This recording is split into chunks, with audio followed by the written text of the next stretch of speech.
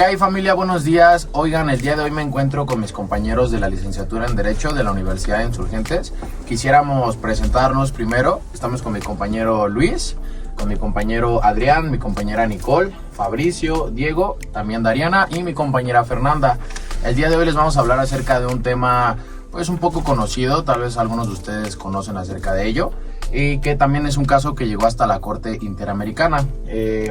Es algo aquí también sucedido en México y pues bueno, quisiéramos empezar a hablar de ello. Bueno, el 3 y el 4 de mayo del 2006 hubo protestas porque floristas estaban en un aeropuerto que se estaba construyendo, entonces lo sacaron y hubo esas protestas. Ok, es importante también recordar que estas protestas parten de que en aquel entonces el gobierno se encontraba más interesado en proyectos pues de manera más grande, dejando de lado lo que es la importancia también de estas colonias locales, comunidades locales, efectivamente. Estaban desarrollando proyectos como lo que era el aeropuerto justamente de Texcoco y estaban muy enmarcados en la globalización económica, que pues realmente sí dejaron muy de lado lo que son las comunidades locales, pasando incluso encima de ellos.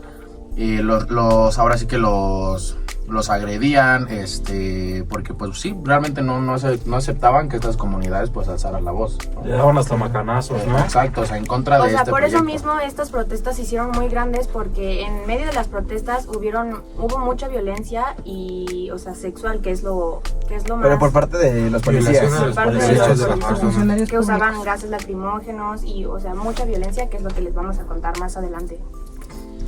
Justo, bueno, fueron 200 detenidos los que hubo en esas protestas, pero los más conocidos fue un caso de 11 mujeres. Estas 11 mujeres, todo comenzó justo en Texcoco y después, cuando las detuvieron, no tuvieron un debido proceso y las llevaron hasta San Salvador.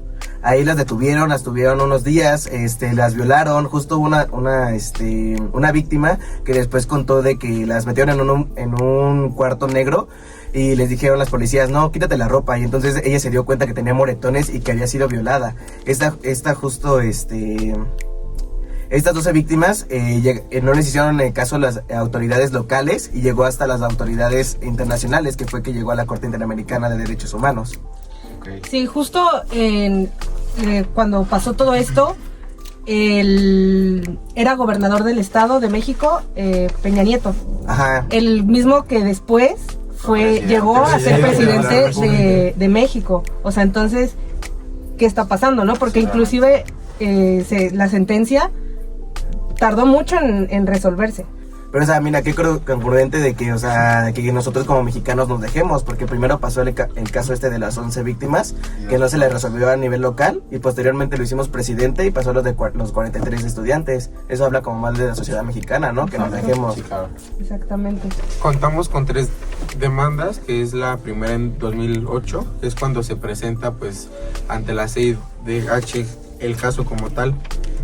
Vamos a pasar a la del 2015, que es en la que nos presentan pues que incluye tortura sexual y la discriminación de género.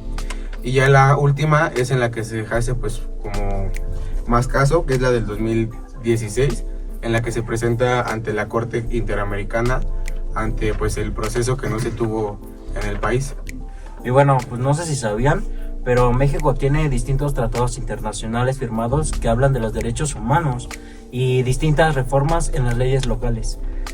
Entonces, bueno, una de ellas es la Ley General para prevenir y sancionar la tortura, la Ley Nacional sobre el uso de la fuerza, reformas en la Ley General de acceso a las mujeres en una vida libre de violencia, que esa es un poco más fundamental porque pues ya hablan otra vez de las mujeres porque las violaron y todo eso.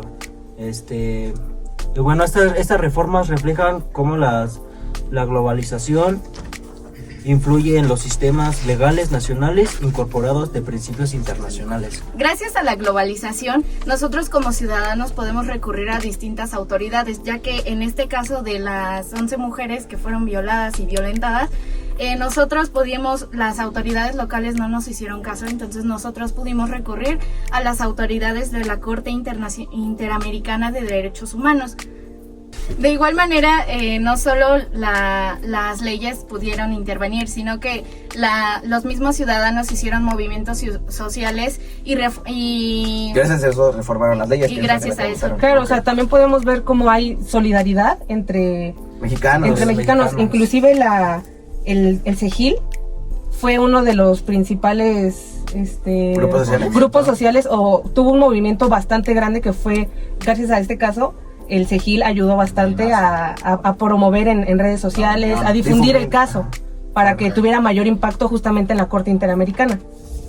Y gracias a ese impacto me imagino yo que fue como las autoridades de nuestro país tuvieron que actuar, porque si nosotros no nos movíamos como ciudadanos y exigiéramos esa justicia hacia nosotros, no se hubiera logrado estas reformas en las leyes, me imagino yo. Claro, exactamente, y aparte vemos como en México aún existe, y hasta la fecha lo podemos ver, casos de violencia de género o de violencia hacia la mujer. Y en casos como que es más represión, sobre más abuso de autoridad, sobre de funcionarios públicos. Pero siempre hay que alzar la voz, ¿no? Sí, Claro. La sentencia de la Corte Interamericana de Derechos Humanos el 28 de noviembre del 2018 dice que la Corte Interamericana de Derechos Humanos concluyó que el Estado mexicano era responsable de detenciones arbitrarias, uso excesivo de la fuerza, tortura sexual contra las 11 mujeres, falta de investigación y diligentes y revictimización. Se ordenaron medidas de reparación, entre ellas como investigar y sancionar a los responsables. Igual ofrecer una disculpa pública, brindar atención médica y psicológica a las víctimas, así como reformar las leyes para prevenir la repetición de estos hechos. Pero imagínate, o sea, aquí la autoridad puede hacer cualquier cosa y no está penado. Con una disculpa pública ya. Ajá, exacto, Claro. o sea, entonces, y las otras 12 víctimas que mencionamos anteriormente, ¿qué pasan? O sea, nada más fueron 11 víctimas de 200. No, claro, y aparte no es como que la sentencia se haya implementado de un día para otro, o sea, Claro, tardó tardó años, años en que se resolviera el caso. Sí, comenzó en 2006 cuando comenzó y apenas la sentencia fue en 2018, o sea, tenemos Imagina. 6 años que apenas acaba de pasar. Fue justo en el término de la presidencia de Enrique Peña Nieto. Exacto. Además, en la presidencia de Enrique Peña Nieto se dio de manera muy amplia la corrupción, ¿no? En este caso, las faltas de investigaciones, no solo en este caso, sino en otros. ¿Por qué? Porque la policía simplemente usa la negación de que, ay, es que yo no hice nada, es que no esto, y ya, con eso se salvan. O sea, Lo ni peor siquiera... es que se aferran, ¿no? Exacto, o sea, se aferran y ni siquiera la autoridad suprema, que es la que los regula, son los encargados de vigilarlos y no lo hacen. Por eso, en este caso, la corrupción yo creo que está muy ligada en todo esto y era muy evidente en este gobierno. No, pues sí, o sea, si todo comenzó por el aeropuerto que iban a construir en el lago de Texcoco, que se supone que era un lago y siempre se inundaba, nunca iban a terminar. Sí, claro. Y eso fue porque Enrique Peña Nieto le hizo una concesión a las empresas para que construyeran el aeropuerto. Entonces todo comenzó con un acto de corrupción, que no fue de cuentas fuimos las víctimas los mexicanos. No, y además Sí, las también comunidades. nosotros como mexicanos, darnos cuenta, porque en verdad uno como ciudadano no ve más allá de lo que uno vive.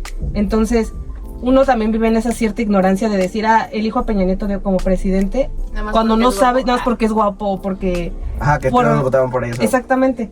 Cuando realmente es una persona que negativa, o sea, que no nos aportó nada, ¿no?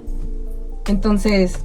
Claro, y todavía se siguen vulnerando los derechos humanos en la actualidad. O sea, no solamente fueron esas 11 víctimas las que han pasado a lo largo de la Corte Interamericana. Por lo que investigamos fueron 17 sentencias solamente de México en la Corte Interamericana. O sea, son bastantes para que no nos dejemos. Por ejemplo, Canadá, que es casi frontera, o sea, Estados Unidos y Canadá, y nada más no tiene 0 sentencias de la Corte Interamericana. Ellos no vulneran los derechos humanos. Claro. Entonces, ahí tenemos que Oye, ver estaba qué mal pasa. algo del país, ¿no? ¿Qué pasa, no? En estos casos. Pero pues, ¿qué opinan sobre el caso? Yo opino la verdad y bueno, me alegra bastante que al menos en este caso pues este grupo de comunidades y demás mexicanos pues tuvieron la fuerza para unirse, ¿no? Y de alzar la voz para que este tema pues fuera a dar hasta la corte y pues por fin resolverse, ¿no? Al final pues digo, se resolvió gracias a la unión. Pues yo creo que también al gobierno, si algo tenemos como mexicanos, pues que siempre hemos estado unidos, ¿no? Para Sí. bien, hasta para mal a veces, pero La verdad siempre hemos estado unidos y es yo creo lo que nos hace también resaltar como nación. Pues yo creo que también por ello y gracias a ello es que ha ido desapareciendo este tipo de problemas poco a poco. Bueno, y que gracias a ello también hubo varias reformas, ¿no? Donde se implementaron más lo de la seguridad de las mujeres y todo eso, ¿no? Siento que está un poco... Además ahorita ya está posterior al muy caso. castigado y muy penado el simple hecho de hacerle o faltarle el respeto a una mujer, por lo que en ese sentido yo creo que nuestro país ha revolucionado un poco y ha tomado forma en ese sentido de la justicia hacia nosotras las mujeres que somos las menos protegidas. Efectivamente. Ok, y pues bueno, la verdad quisiéramos agradecerles también. Esto fue una plática un poco amena, un poco corta acerca del caso que les mencionamos, de lo sucedido en Texcoco hace unos años. Y pues bueno, básicamente sería todo de nuestra parte. Les agradecemos su atención y pues nada, que sigan teniendo buen día, noche, que estén bien. Gracias.